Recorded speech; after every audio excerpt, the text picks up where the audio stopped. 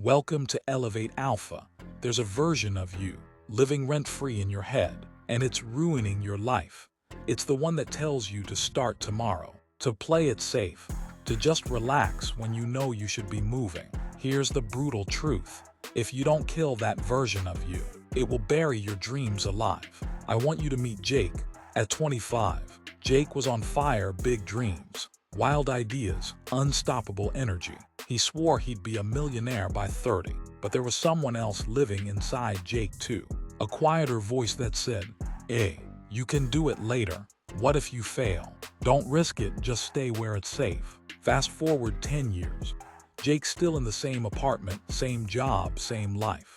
Not because he's dumb, not because life is unfair, but because he let the old version of himself, the lazy, scared, comfortable version, drive the car for a decade. And here's the scary part.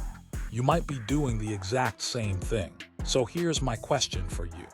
How many more years are you willing to give to the version of you that's ruining your life? That version hides in plain sight. It's the part of you that snoozes alarms, that binge watches when you promised yourself you'd work, that finds the perfect excuse for why you can't start right now. You've got to drag it into the light.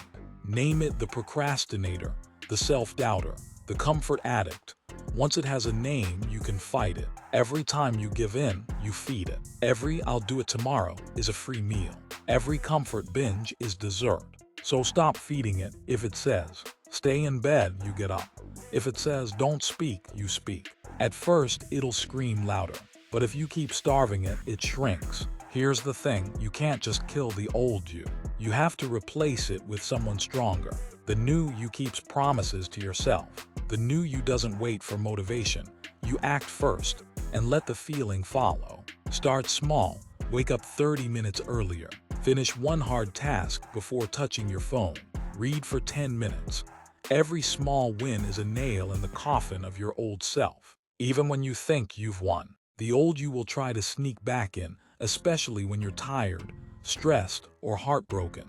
That's when it whispers, "See, you haven't changed." But you have. Guard the door with routines, discipline, and the right people around you. Because the old you are patient. It's waiting for you to slip.